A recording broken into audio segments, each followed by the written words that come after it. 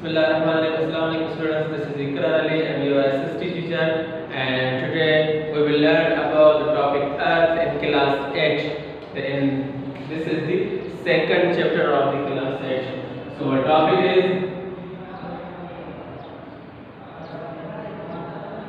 the Earth. Before going to the topic, the Earth, I want to tell you the little background of the Earth and how it formed. So coming to the topic, Earth की formation कैसे हुई, अर्थ कैसे बनी. सो geological scientist कहते हैं कि आज से millions of years ago, hundreds of millions of years ago, there was only one land mass. There was only one land mass named by Pangaea, and there was only one and only ocean named by Penthilisa. Geological scientist कहते हैं कि आज से लाखों करोड़ों साल पहले सिर्फ एक ही लैंड मास था, यानी जिस जगह पर हम रह रहे हैं, जो जिसको हम अर्थ कहते हैं, और इसके मुख्तलिफ पीसेस हैं. आज तो लाखों करोड़ों साल पहले सिर्फ एक लैंड मास का एक पीस था, ओनली वन पीस था. उस पीस का नाम, उस टुकड़े हिस्से का नाम था पेंजिया, और सिर्फ एक ही ओशन था. आज तो हमारे पास हमारे जमीन पर अर्थ पर 5 ओशन हैं. तो उस टाइम लाखों करोड़ों साल पहले, hundreds of millions of years ago, सिर्फ ओनली एक ओशन था जिसका नाम था पेंथालिसा. सो इस जमीन की फॉर्मेशन कैसे हुई?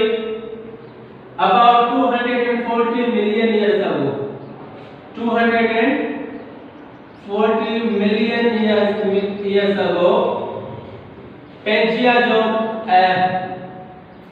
ओनली वन लैंड मास था हमारे पास, उसमें एक क्रेक हुआ, उसमें एक्सप्लोजन हुआ, एक धमाका हुआ. उस धमाके 240 मिलियन ईयर्स अगो, उस धमाके की वजह से इस जमीन का उस लैंड मास के 7 पीसेस हो गए. उस धमाके की वजह से उस लैंड मास के 7 पीसेस हो गए. वैसे तो बहुत सारे पीसेस हो गए, मगर जो सबसे बड़े पीसेस थे वो 7 थे, जिसको आज हम कॉन्टिनेंट्स के नाम से याद करते हैं, जिसको आज हम कॉन्टिनेंट्स ऑफ द वर्ल्ड कहते हैं. तो वो कौन से हैं? Asia, Africa, Antarctica, north America, south America,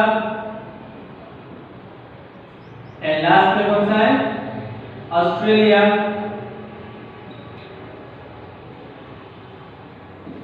इसको हम ओशनिया भी कहते हैं. ऑस्ट्रेलिया का दूसरा नाम ओशनिया भी है. तो 240 मिलियन ईयर अगो एक क्रैक डाउन हुआ, एक एक्सप्लोजन हुआ इस पेंजिया लैंड मास में, और ये 7 बड़े पीसेस बन गए, और छोटे बहुत सारे और भी पीसेस बन गए. सो जिसकी वजह से आज हमारे 7 कॉन्टिनेंट्स हम उसको कहते हैं. सो ये एक एग्जांपल देता हूं मैं आपको. ये क्रैक, ये जो एक्सप्लोजन धमाका हुआ वो कैसे हुआ. उसका एग्जांपल ये है कि 1883 में वोल्केनो ऑफ टेराकोटा, 1883 में वोल्केनो ऑफ टेराकोटा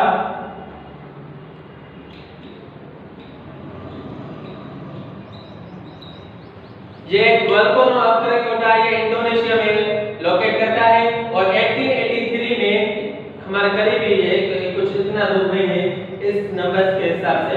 तो 1883 में इस वोल्केनो में एक धमाका हुआ, एक्सप्लोजन हुआ इंडोनेशिया में, जिसकी वजह से आपको पता है कि इंडोनेशिया वो वाहिद कंट्री है दुनिया में जिसमें हजारों आइलैंड्स हैं, और सबसे ज्यादा आइलैंड्स भी इसी कंट्री में पाए जाते हैं. ये पूरा इंडोनेशिया जो है वो आइलैंड्स पर बेस करता है, यानी कि 10 लाख एक आइलैंड पर पॉपुलेशन है, बीच में समंदर का पानी आ गया, फिर 50 लाख दूसरे में, फिर 1 करोड़, और सबसे ज्यादा दुनिया में मुस्लिम कंट्री की आबादी रखने वाला इंडोनेशिया कंट्री है.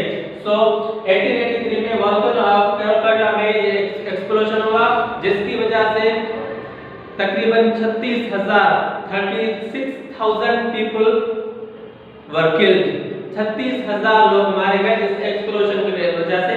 और आपको पता है कि इस जो एक्सप्लोजन हुआ ये समंदर में जो तूफान आया धमाके की वजह से, तो उस धमाके की वजह से जो वेव्स होती है जिसको हम लहरें कहते हैं, जैसे हमने कराची सी व्यू पर देखा है जो समंदर की लहरें आती है, वो लहरें तकरीबन 40 मीटर तक हाई थी। उनकी हाइट 40 मीटर थी। इतनी बड़ी लहरें समंदर की उठी थी। और वेरी इंटरेस्टिंगली के 4000 किलोमीटर तक उस धमाके का आवाज सुना गया। जहां पर इंडोनेशिया में धमाका हुआ था उससे उसके आसपास दुनिया में 4000 किलोमीटर तक उसका आवाज सुना गया। इतना बड़ा धमाका था। तो इससे कई गुना ज्यादा ये धमाका था जो 240 मिलियन ईयर्स अगो पेंजियम में हुआ, जिसकी वजह से हमारे 7 कॉन्टिनेंट्स वो फॉर्म हुए।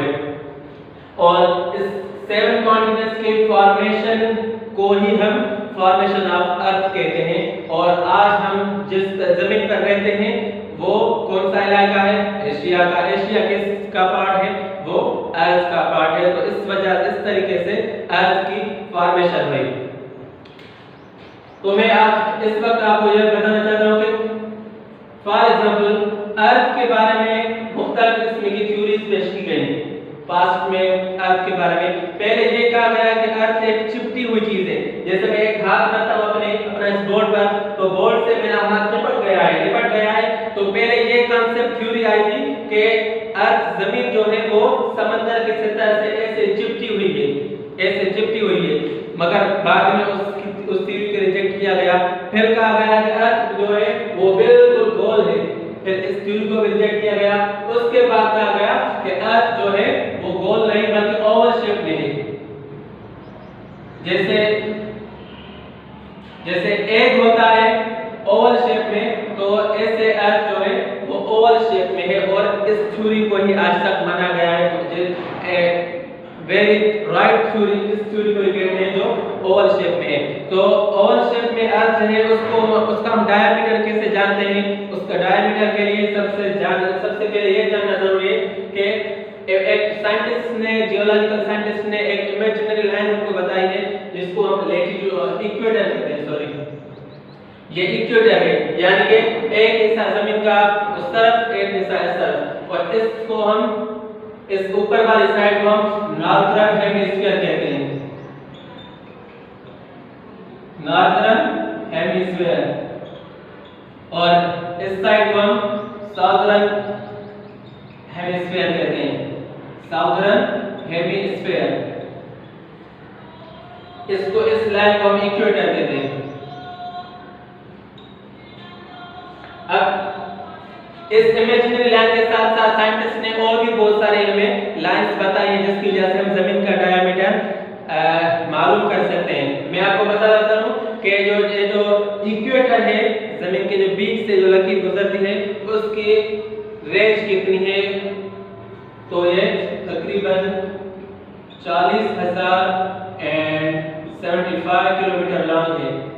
40,075 किलोमीटर लॉन्ग है इक्वेटर वाली लाइन है जो जमीन के बीच से गुजरती है, जो इमेजिनरी लाइन है, हकीकत नहीं है। उसके बाद एक लाइन ऐसी होती है जमीन पर, ऐसे आपने कभी मैप देखा होगा, तो एक लाइन ऐसे होती है जमीन पर अर्थ पर, और एक लाइन ऐसी होती है, कुछ लाइंस ऐसी होती हैं। तो ये जो ऊपर से नीचे, नॉर्थ से साउथ तक ये लाइंस आती हैं, उनको हम कहते हैं लॉन्गिट्यूड।